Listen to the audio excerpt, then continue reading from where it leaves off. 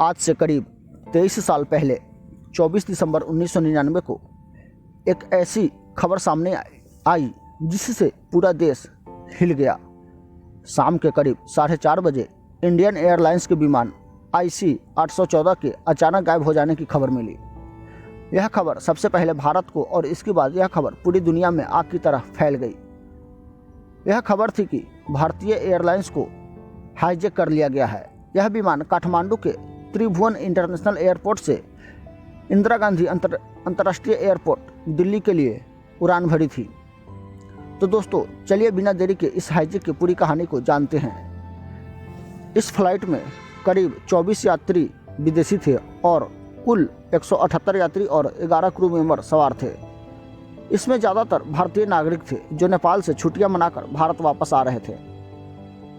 Christmas का दिन था, इसलिए सभी यात्रियों में काफ़ी खुशहाली थी।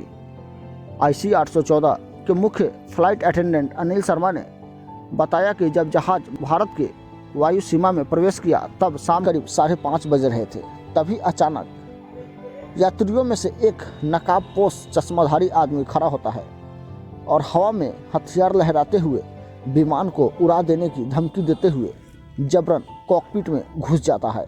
कैप्टन देवी शरण के सर पर गन रखकर विमान को पश्चिम की ओर जबरन मोड़ने को कहता है। आतंकवादी विमान को लखनऊ से होते हुए पाकिस्तान ले जाना चाहता था, लेकिन कैप्टन ने होशियारी दिखाते हुए यह कहा कि यह प्लेन लाहौर तक नहीं जा सकता है क्योंकि इसमें लाहौर तक जाने के लिए ईंधन नहीं है। इस विमान में कुल 5 आतंकवादी थे जो सबके सब अलकायदा से संबंधित थे। जब कैप्टन ने लाहौर जाने से इनकार किया तब दूसरा आतंकवादी ने पूछा कि इस विमान को कहां तक ले जाया जा सकता है। कैप्टन शरण ने कहा कि इस विमान को मुंबई या गुजरात तक जाने का फ्यूल है। तो अपहरणकर्ता ने बोला कि मुंबई जा सकता है तो लाहौर भी तो जा ही सकता है, यहाँ से लाहौर कितना दूर ही है, और फ्लाइट को लाहौर की दिशा में मुड़वा लिया। जब विमान लाहौर पहुंचा तो वहां के ATC ने विमान के लैंडिंग करने का अनुमति नहीं दिया क्योंकि वे इस हाईजैक के संबंध से अपने आप को दूर रखना चाहता था। विमान में फ्यूल भी नहीं था। कैप्टन शरण ने आतंकवादियों से कहा कि उन्हें अमृतसर में ही लैंड करना पड़ेगा, नहीं तो विमान क्रैश हो जाएगा क्योंकि विमान में अब ईंधन काफ़ी कम है। अमृतसर में लैंडिंग के बाद कैप्टन शरण ने ATC से विमान में ईंधन भरने का अनुरोध किया।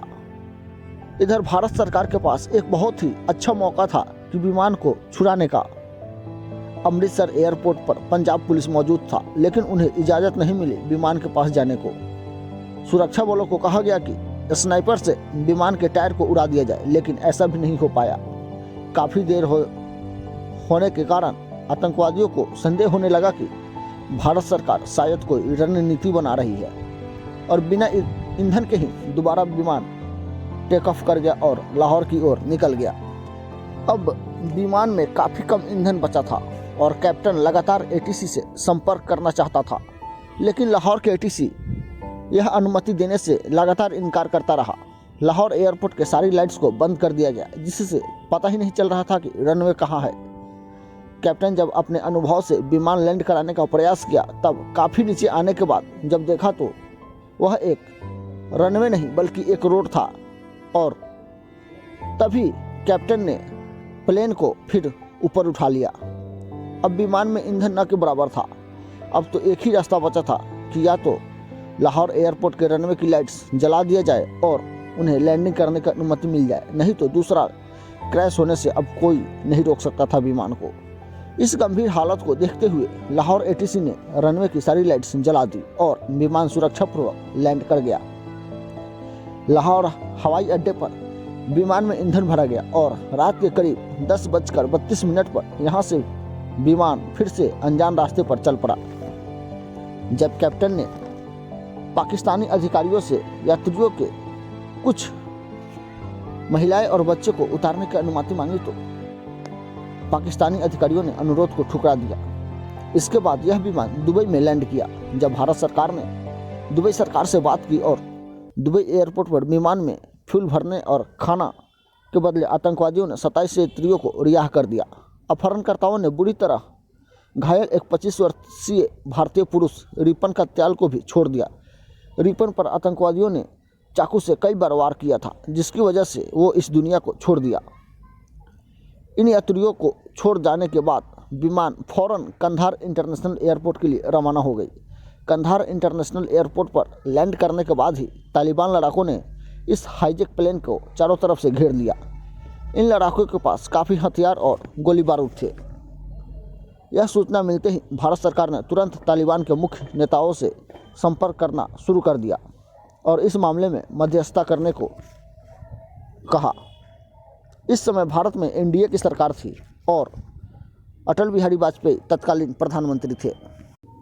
आतंकवादियों ने शुरू में ही भारत सरकार से भारतीय जेलों में कैद 35 इस्लामी उग्रवादियों की रिहाई और 200 मिलियन अमेरिकी डॉलर की मांग की थी। काफ़ी बातचीत के बाद अंततः आतंकवादियों ने पैसों की मांग करना बंद कर दिया और 3 आतंकियों को छोड़ने की बात पर मान गया।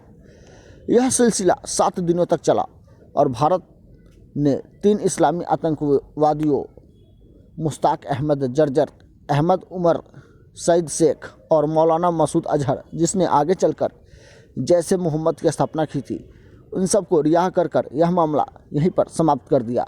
इस विमान हाईजैक में शामिल आतंकवादियों का नाम था इब्राहिम अतहर, साइद अख्तर सईद, सन्नी अहमद काजी, मिस्त्री जहूर इब्राहिम और शकीर।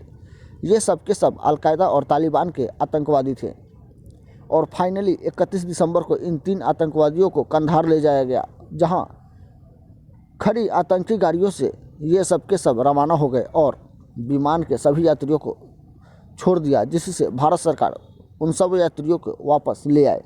तो दोस्तों, क्या आप भारत सरकार ने आतंकियों को छोड़कर सही किया या गलत, हमें कमेंट में ज़रूर बताएं। तो दोस्तों, वीडियो पसंद आए हो तो वीडियो को लाइक और चैनल को सब्सक्राइब जरूर करें। तो दोस्तों, मिलते हैं अगले वीडियो में। जब तक के लिए जय हिंद, जय भारत।